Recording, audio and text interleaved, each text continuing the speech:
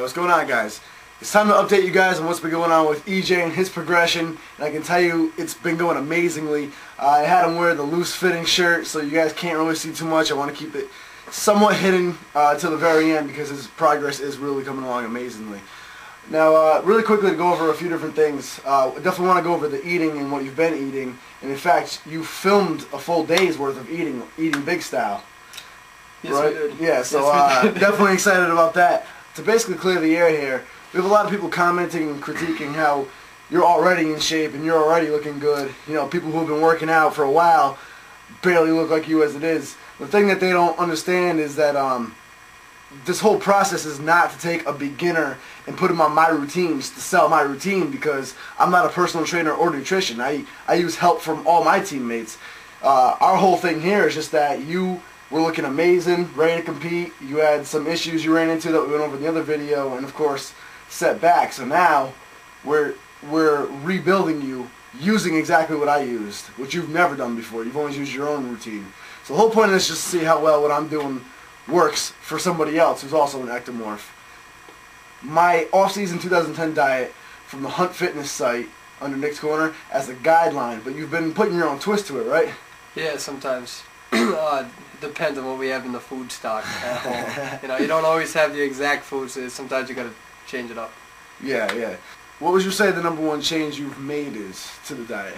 Number one change is if I can't strictly go to the diet, I make sure I eat something. Yeah. So, you know, sometimes I'm gonna want to eat some kind of carb.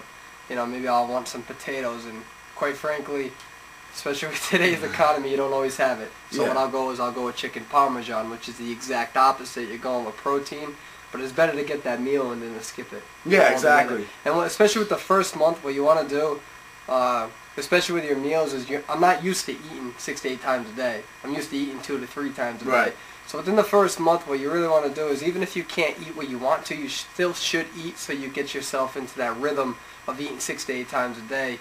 Because we were talking about this earlier, it's hard to eat 6 to 8 times a day when you're not used to it. Yeah, absolutely. And after a while, it's not hard anymore. I'm just hungry all the time. So Yeah. even right now, after this, I'm going to eat. That's a very good point. A lot of people will contact me asking how I get myself to actually build up my appetite, and really, just like anything else, it's something you have to work up to.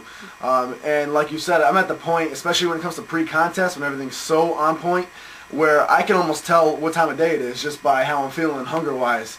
You know, like if I'm feeling hungry at work, I can tell it's about 11:30. So yep. That's kind of how you end up falling into play. And I like what you said about it's more important to make sure you're getting the calories in, especially when you're just starting off, than to make sure you're getting the exact nutrients in. And I always say try to at least focus on getting protein and carbs in each meal. Yep. And of course you want to get fiber in throughout the day. But if you can't get the exact source of protein down that you're aiming for, the exact source of carbs, at least try to get protein and carbs in a meal. Exactly. First, I would say the first 2 weeks it was hard. First Right. 2 weeks because you're sore, you can't really move as much as you're normally used to.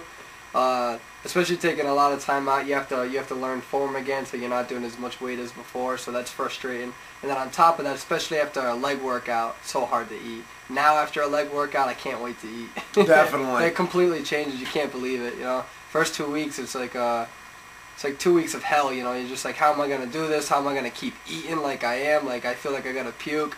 Now it's like, give me the food. I need food. So let me ask you this, because I know a lot of people, the biggest concerning question they have is, if you're on a busy schedule, which I know you are, you work, I mean, you're almost working full-time at some points, and you're going to school right now, currently in college. Yep.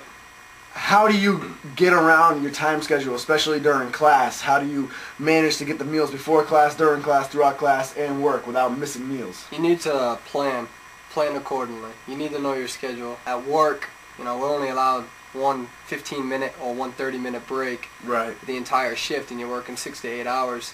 So what I'll do is I'll make sure every time I eat before work, I make sure I have a break halfway in between work. But in between that, what I do is usually I'll have oatmeal and like RTN or something like that mixed together, like you said. So it's pretty much like a meal in a cup. Yeah. So when I'm not busy selling stuff, I'll take a break, hurry up, take a drink. It's kind of like getting absolutely. Another meal. That's one of my favorite. With that. That's one of my favorite tricks I always recommend to people is the whey with the oatmeal. Blend that up real fast, put it in a water bottle. You have a full-on meal. And I mean, a lot of people think it's you know, it's really cliche taking protein bars and stuff, but I mean, you know, it's better than nothing. You know. Yeah, I'm not saying get used to it. I'm not saying get into a habit of it, but if you really can't find some sort of snack that'll give you those extra calories, then take some sort of protein bar or some sort of shake or whatever that fits your style, so you're getting those meals in. First weeks are getting used to that eating. That's all you should be focusing on. You know, don't overwhelm yourself. You know, don't say, oh, I need potatoes right now. What am I supposed to do? You know, eat what you can, and then over time you can work with it. You know, slowly go into it so you're not overwhelming yourself to the point where you want to give up before you start. That's the biggest one. So it pretty much sounds like the moral story is you have to work yourself into it. Don't panic and don't freak out if you're not able to eat all the meals right away. And also when you're beginning, or in your case, restarting, it's more important to make sure you're getting the amount of calories in, you're getting the protein, you're getting the carbs, and of course you have your fats and fibers in there throughout the day. It's more important to get all that than it actually is to get the specific types of carbs and proteins. And once your body becomes more used to it like mine, then it becomes more critical as to what type of carbs and proteins you're having. But it's definitely good. Simplicity is key. Don't overanalyze it. Just eat huge when you're just getting started. And that being said, unless you have something else to add really quick, you guys can check out exactly what EJ's been having throughout his day. He brought a camera with him just like I did eating big style. So check that out. Big's Kitchen coming up real soon.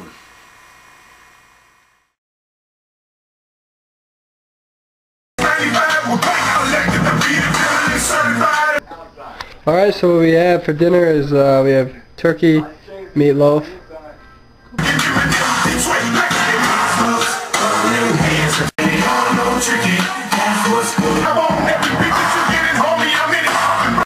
Alright, we got Mama EJ's cooking here, doing it big. Meal number 6, cats, we eat them. I guess we're Filipino.